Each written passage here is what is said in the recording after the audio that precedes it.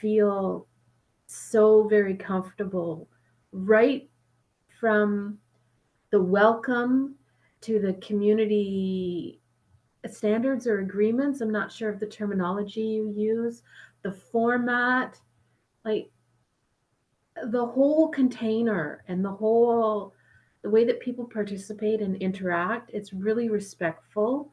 Nobody offers me advice. People just listen, cheer, like the whole culture that you've cultivated. It's so easy. Like it's just like I exhaled, like I landed in your group and I exhaled. And I've been telling everybody about it. I've been like, this is just wild. I do feel like it's so different from other groups I've been a part of where like it's an evening time. I'm not typically somebody who wants to join things in the evening time. I'm usually with my family. And I love that in Brain Club, I can have my family with me. They can be on my lap. I can be making dinner. I can be eating dinner. And I think that really makes it unique compared to typical things I've been a part of. I also feel like there's no judgment if I have my screen off. Like I've had times where I turn down the volume and talk to my family, turn back up the volume and tune back in. And that ability to kind of come in and out as it serves me, I think is really unique to Brain Club. And that's not only welcome, it's invited behavior as like an accepted and celebrated way of showing up. Thank you for saying that. I mean, I think that we try very much to like explicitly cue safety by normalizing all the very normal human life things. And I think there are settings where it would be okay to do all of that, but if you don't say it, you don't norm it. If you don't norm it, then there are lots of brains who don't know it's okay because of all the environments where it's not okay, where there's like shame for like, what do you mean you're drinking coffee during a Zoom meeting? Like, I think Brain Club has been similar in that it's just it's exposing me to people being so beautifully raw and authentic. So to have a place where I'm not masking and I'm not acting and I'm not spending over half of my mental energy trying to figure out what they expect from me. No, I don't have that anywhere else. Recently, there was sort of like a video clip going around the internet, and it's Brene Brown, and I like her okay, but I like her most when she's talking about when she's kind of like defining core things in contrast to other core things. And so in this video clip, she talks about the difference between belonging and fitting in. And she actually says, the research says that the opposite of belonging is fitting in, because you are changing yourself to fit the norms of the already established group. And what I realize now is I spent my whole life trying to fit in to belong. But when I'm fitting in, I don't get to be myself. I get to be like the version of the outside world of trying to and how much anxiety that has cost me, and how exhausted I am. And that to be in a community where I get to explore and learn about my brain and other people and other people's brains, and that there's a continuum, like that doesn't, it's not ending. It's like just dyspraxia is like this new idea for me, even, you know, and it's like I'm learning how to integrate that into my movements and into my life. I've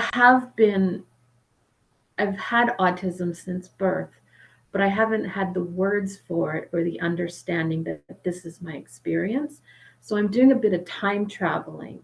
I'm going back many decades and I'm realizing that's why I did that. That's why I responded that. That's why I needed it to be that way. And when it wasn't that way, that's why I melted down. That's why I ran away. Like it's all making so much sense now. And it's both a relief and it's also a source of sorrow. It's like, wow, like I'm rejoicing and I'm mourning at the same time. Yeah. That resonates with me so much. It's like, it's all of the, like the rewriting of decades anyway, they're like, I have sorrow, I have rage, I have like all of that at the same time of like relief and, like all of that. And just all my life, I felt broken, lost, and like a failure. Always thinking I was too much, hating myself, and wondering how others did life so easily. When we tell Sweet Little Loves that the way that we are intuitively feeling in our bodies is wrong because there's a just so way to be, what do we expect is going to happen? When I realized I was an autistic ADHDer, I finally felt whole and loved myself for the first time in my life. ABB's resources and community have helped me bloom into my true self and made me feel like I finally truly belong. I was looking for a community of like-minded individuals so that I could share my experiences and learn. And I have found that in All Brains Belong. I'm really enjoying going to the weekly Brain Club meetings and talking with other people that are neurodivergent and also particularly our parents. Behaviors, things we can observe that communicate someone's underlying physiologic state.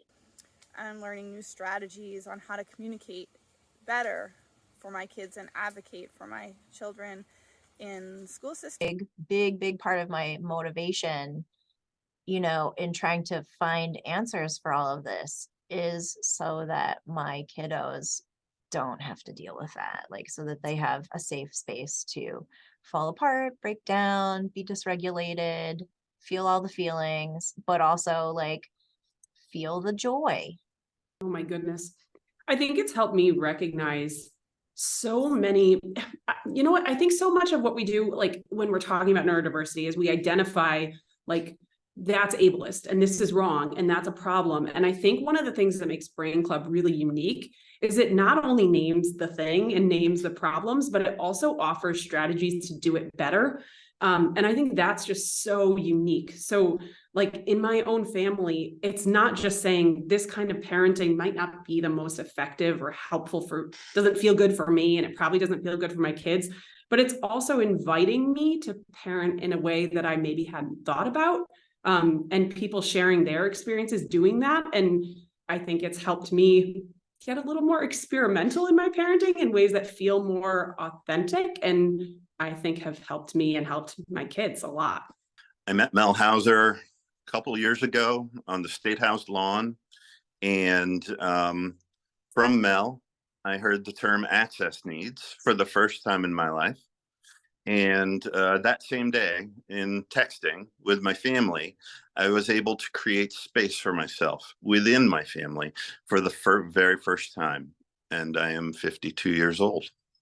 Yeah, that's the story. Brain Club was not something we ever planned. It was like this, we have to give language to this experience of showing up and feeling like you don't have to like run through the checklist of like, what are they expecting of me? And you just, the more people who are talking about what's going on in their for themselves authentically, and then somebody's like, oh, me too, and you're like, oh yeah, me too, and then you're like, oh, I feel like I belong, and it just happens. Yeah, I think that has been my experience of the Brain Clubs, is that, so first of all, my first experience of the Brain Club was kind of like the radical idea of being able to honor like different communication styles. Like it turns out that I like typing in the chat way more than talking because I can express myself exactly the way I want to, and I'm not as dysregulated, and I'm not thinking about like, oh, what are people thinking of me right now? And oh, is my eye twitching and things like that.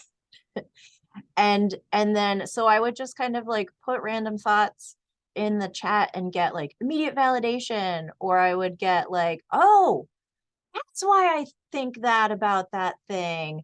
And then I would be reading in the chat, and then the same thing would get mirrored back to me, where somebody else would say something and it would be just like a huge light bulb for me. And then like that was happening multiple times over the course of each brain club, to the point where I'm just like, oh, this is a lot coming in, but in a good way. And that exchange absolutely builds trust, because the space allows that. And I can't think of many spaces in life that that allow for people to come together in this way, and kind of like this radical act of trust.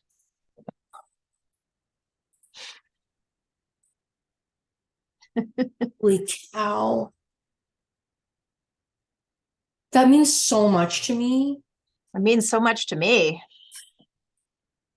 But like when you really think about it, right? I mean, it's like radical trust, radical reimagining of building trust in other people in this way that like most of us have never experienced before. Yeah. And at the same time, what we're doing is not rocket science. It's actually not that hard to help people feel like they belong. One of the gifts that All Brains Belong has given to me, and I think so many other people, is a common language based on common experience that we didn't know existed before. And when we can see ourselves reflected in the stories of other people, we become more okay with ourselves. And so that I think is the magic. And community and communication, you know, they sound very similar. And we promote both in an accepting village of people. You know, I had never heard anyone else talk about their burning hatred of leaf blower noise. And when I heard that, I was like, oh, oh my gosh, that's me too.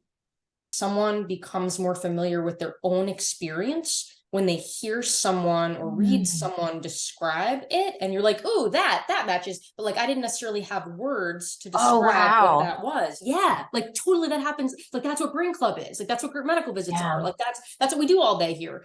But like it, and it's interesting. I'm gonna go back and dig this up. But we actually recorded. We had the presence of mind to record, not knowing what we would ever do with it, but we recorded a conversation between our former board chair, Hannah Bloom, myself, and Lizzie, our education programs coordinator. We were debriefing our first vaccination clinic. And we, you know, it was like post clinic, like let's have a meeting and like see what we would do different next time. And so even if kids are not able to receive vaccination because the limbic system says no, I think it's like reframing what success is.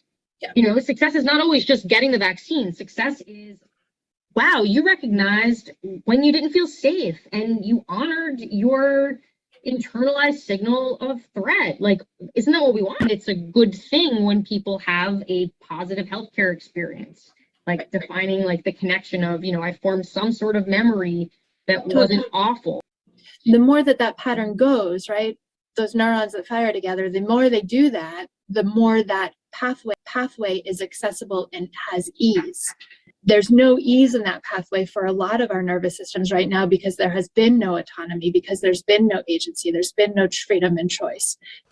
You know, we realized we had to start talking about these concepts. We had to give people language for their experiences. And that was how Brain Club was born. Welcome, everybody. Welcome to Brain Club. Brain Club is like a great innovation and like open to the public and a chance for like, you know, a robust discussion about bringing the spectrum of life issues. So without further ado, let's talk about some lid flipping. Flips their lid once. Yeah, or twice, or like a million times. 400 million 400 million times. Did you know that some people think that they're the only ones who flip their lid? Did you know that? No. Oh. Some people think they're the only ones, and then they feel bad about themselves because they think they're the only one. Yeah, I'm not alone in that particular journey. It's helping to hear other people share, because it's building up my language, my communication skills. It's also smoothing out the rough edges of my experiences and of my perceptions. I'm less harsh on myself. I'm less sharp with myself. Like, it's just kind of creating a glow, like a smoothness around my experience, right? It's Most of the patterns of my life have, when it comes to social situations, has been me coming into a group kind of going, oh crap, how do I fit in here? You know, what are the norms? What do I have to figure out? You know, who's got the most power in this situation? Who's the person who's left out? What are the dynamics here? And I'm in a panic trying to assess the social dynamics as quickly as possible. And when you're in a state of belonging, you're not doing that. You're just kind of like in a heart space. And I've been thinking about that because I think what All Brains Belong is the possibility of belonging in a way that other places have not been for me. And I wonder if that resonates for you and for other people. I mean, it's interesting, like in like doing the work of showing up authentically and having other people also show up, and over time, and not even over time, like it happened pretty quickly. Like people show up and you're like, hey, let's be authentic. And they're like, I don't know how to do that, but okay, I'll hear you out. I also feel like there is that bringing of my personhood in Brain Club that I don't do in other settings, where it's so important to allow difference to be a wonder and allow yourself to be different within even your relationship to someone who knows themselves to be different, and to be curious and to ask questions and instead of presume. We're all in this together as individuals that, you know, that sees things differently, hears things differently, and moves things differently. To me, the broader public that are, you know, parents and autistic individuals that knew about me, that I'm very, very compassionate, supportive, and I do take a leadership role when necessary to support those individuals that may not have a voice. They may not even know how to speak, you know, with their voices, or they may not understand what we're talking about because that's not the way our brains in reality work. You know, everybody's brain thinks differently and acts differently. And for the autistic community, it's about, you know, understanding other people's brains works and how to connect with that brain and having a meaningful conversation and discussion within that brain pattern of an autistic individual. Other than that, it basically means that my brain has differences in the way that it works and processes information. There are some things that it does really well. There are some things that it really sucks at. But fundamentally, I don't look at my autism as anything that needs to be cured. I look at it as a part of the natural standard deviation in terms of what is normal. Can you talk a little bit about the strengths and the challenges that you feel like go along with being autistic? My biggest, brain strength is insight and knowledge, a world around me, plus the environment, if it's toxic or welcoming. And for me, that's my biggest strength is, my brain is thinking fast on its feet. And the way it sees the world's perspective view. My brain's weakness is trying to comprehend or doing too much overriding, comprehending the situation, and trying to analyze it in its own way. But there's too much, background brain status noises that it makes it hard for my brain to comprehend on what to focus on. Knowledge is everything. Knowledge is, well, insight is everything, because of when you have the insight, I can automatically forgive myself for all the sins I thought I committed, but actually never did. Brain Club has given me words for experiences that I didn't have words for before. One example that jumps to mind is autistic burnout is something that we've talked a lot about in Brain Club. And I've had not experiences of having autistic burnout myself, but in my family experiencing autistic burnout. And I felt an overwhelming sense of belonging and feeling understood in these experiences that no one in my life had ever related to those experiences before. And I remember there was one Brain Club in particular where I had to turn my screen off and just like cry. Like I just felt like this is so deeply validating in my soul in a way that I had never had anyone validate that experience before. Because neurodivergent burnout is no joke. Hot flashes, chills, appetite in the trash can, fogginess, just all of those things coming together. And now I look back on my life and I'm like, I was tired and foggy when I was 18. My story with autistic burnout, to me, to explain to somebody with no experience, it would take me, sorry, I'm dinging everywhere. It would take me paragraphs to explain that to somebody. And still I'd walk away feeling like, I don't really know if they get what I'm talking about at all. I can unmask. I can talk in shorthand. People understand what I'm saying without me having to explain a whole backstory. Like, to be understood and to be seen and to be accepted and welcomed and encouraged to participate. It's all the things, as you like to say. It's all the things. And this is like, there are two words and people are like, oh yeah, I get it. That's it. And I feel like that's just one example of some of the language that Brain Club has given me to talk about things. Like my family uses so many words, and like my kids talk about flipping their lids, and they can do hand gestures when they can't articulate it with words. And it's just like all these, like there's a shared language, that the language is just like the top surface level of what really is shared. Like it's rooted deeply in a shared understanding of the world. But just having those words, it's so powerful to have words to share that experience.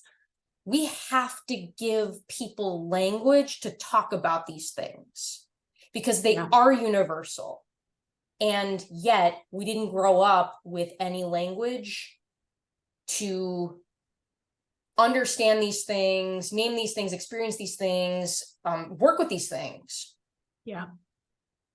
And I think language can be like underestimated. Like people think like it's just words. But I think when you don't have the words for something, when you get the words, like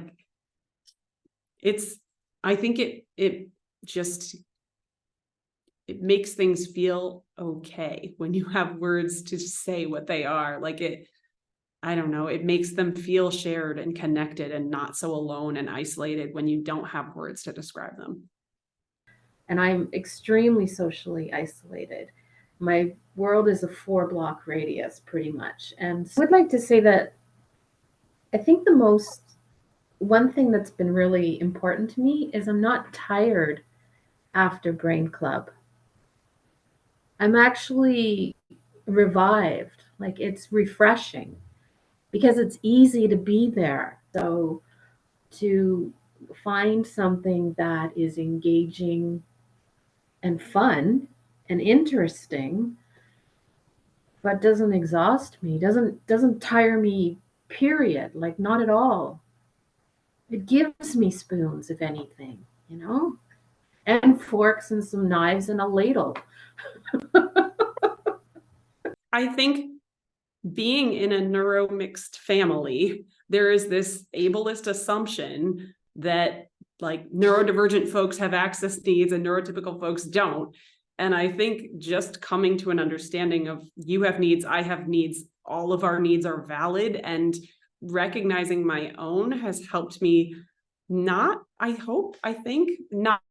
make my other people in my life feel so othered by their needs, by kind of owning mine and using that as a communication tool to talk about mine and talk about theirs. And I think it helps me not place blame on one person for their needs, to kind of recognize what my own are. And I think that's been really helpful in reshaping the way that I think about my family and the way that I think about like the needs of each person in my family as being all important and all priorities and all equal in what they are. But I think when you only name the needs of one or two people in your family, it automatically creates tiers. And I think having words for access needs and starting to know what those are, A, helps them be met, and B, helps make me better at meeting other people's needs. And so the fact that I'm sort of like understanding the importance of safety as a need for me now at this point in my life is really allowing me to take some risks and trust some people and try to figure out what is the more authentic for me, just by understanding what the scope of safety is. It's amazing. And I wonder how for you does that connect to, because I mean, when you spoke about trust and trusting other people, it's like the experience of belonging, like what's the relationship between, for you, like belonging and the safety now that you know you need and are seeking? Like, do those things connect at all? Yeah, absolutely. I think they absolutely go together. And I think I think more than that too is that I'm able to, now that I'm aware of it, I'm able to voice that for my kids who are dealing with similar neuroception. Like, I'm able to go into their spaces, their activities, their schooling, and say, like, this is what they need. Let's figure out how to create it. I don't know. I mean, for me as a parent, being surrounded by other people who see the world as I do, or like want to see the world as I do, that's what allows me to unlearn or question assumptions or whatever. I don't feel like I'm like making it up because I'm surrounded by other people who get it. Did you have that before Brain Club? Like, did you have like, no? I think that part of it for me is that, like you're saying, people who, I wouldn't say for me, it's been people who share the way I see the world necessarily as people who share the way I want to see the world and what I want the world to be. And I feel like, I feel like there isn't a good space to dream like that in the real world. And I think Brain Club has made me feel like there are new possibilities that I hadn't even had the idea to dream of before Brain Club. And I feel like having those conversations with people makes me realize what I want things to look like and feel like, and then start on that path to try and make things closer to that dream. Really thankful for the people that show up, and not just, what am I trying to say? The people that show up in all the ways that they show up.